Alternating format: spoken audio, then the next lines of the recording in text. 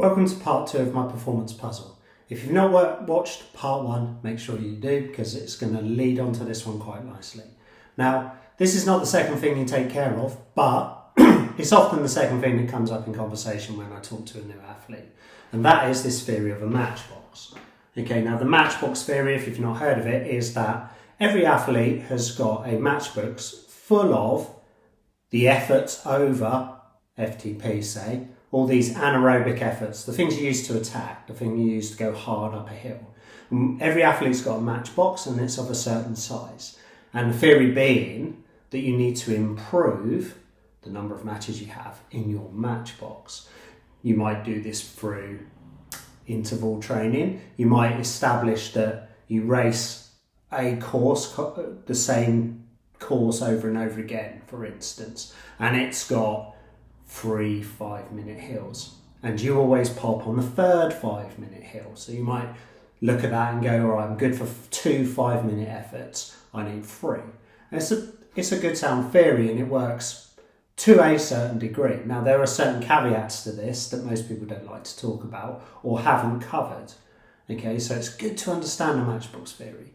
So matchbox theory, we could spread out. You might be doing a 100-mile mountain bike race, and there might be 200 efforts in it. Okay, now because people have heard of matchbox theory, they look at that and they go, the pro rider's faster than me, and I went as hard as I could up the first 50 climbs. They're short climbs, but they're 50 efforts, and then I couldn't do this for the next 150 short climbs. And the theory being, or the way people translate this, or tend to translate this, I find once I have this conversation with them, is that the pro can do 200 matchbox efforts. And the reality is actually quite different to this. You've got to compare athlete to athlete of the same standard. So what's actually happening brings us back to my first video, so it's worth watching, because what's actually happening in a 100-mile race is you're going through this 100-mile race at a cruising speed, or a speed somewhere between your top speed and your cruising speed, which is what I'm going to call them from now on, because people get upset when I call them LT1 and LT2, because they're not necessarily the same thing. Okay, you're racing your race, there's duration, there's speed or power or heart rate, and you're in a zone, which is bouncing between top speed and cruising speed usually. If you're doing a 100-mile race, there's very little chance you're sitting at FTP for the whole thing. There's a good chance you could do the whole thing at cruising speed and have no problems at all and complete this. And I've covered this in other videos before on pacing. Okay, but for most people, it's bouncing between those two. Okay, now for you, if you want to equate this to power, for instance, it might be an average of 200 watts.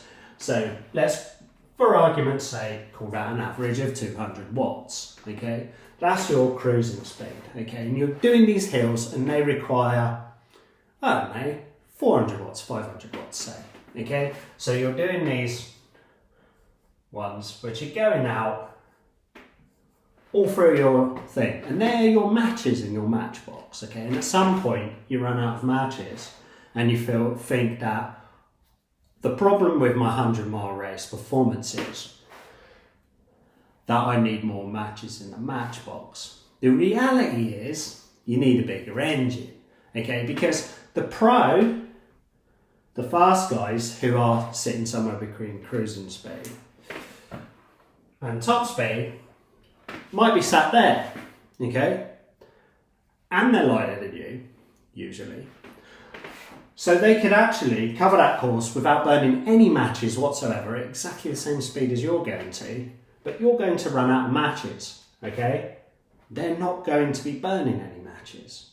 Okay, so the first thing to understand is, until you take care of this, and then build this on top of it, your matchbox in a really long race is of quite limited use, really. Now, it's not entirely true, but we'll cover that in more complicated, in-depth analysis in different videos much further down the line. The first thing to understand is your long race, engine speed. It's engine size. It's always engine size, okay? Because now the pro's able to do that, okay? And because he can do that, he doesn't need to burn most of these matches. Now, in reality, some of your matches are bigger than others, okay? So when the pro gets to these ones that are bigger than others, well, now he can produce, he's only producing half as many as you, yeah? So on the long climb, he can dig in.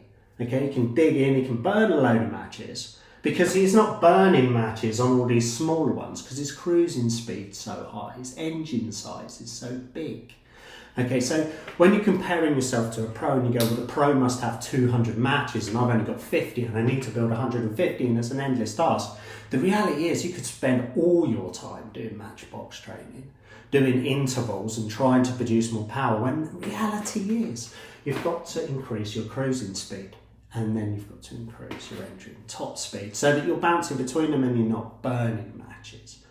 Okay. Now the problem that faces most people is they don't understand this theory. So they spend too much time trying to train the wrong end of their curve, whilst all along they could be doing efforts that are lower.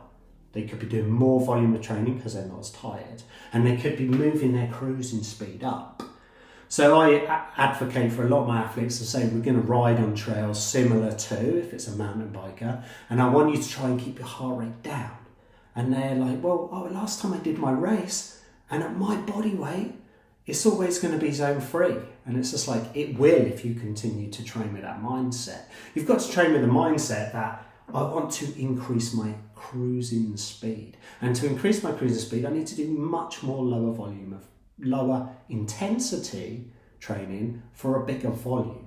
Okay, so I need to get trail time, and I used to use trails, okay, maybe the climbs are not so steep, or maybe the technicality isn't so high on the climbs, so that I can keep my heart rate down and I can build this big volume of training at a lower intensity, which gives me a higher cruising speed.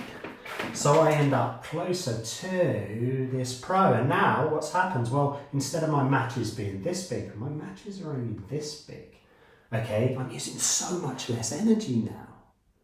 So I'm using so much less energy, what happens? Well, instead of using all the energy that has to create that, and I've only got 50 of them, I'm only using 30% of the energy.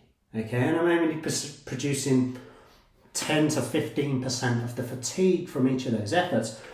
And now I've got 100 matches in my box because I've got a higher cruising speed and a higher top speed. Okay, that's the fundamental thing to understand about the Matchbox. Now, when we get to a level where you're in a category and you're nearly winning it and you are getting dropped on the last climb or there's a deciding point in the race, and then your speed is the same as the winner before that deciding factor, and it's the same as the winner after that deciding factor, well, now you've got a Matchbox problem.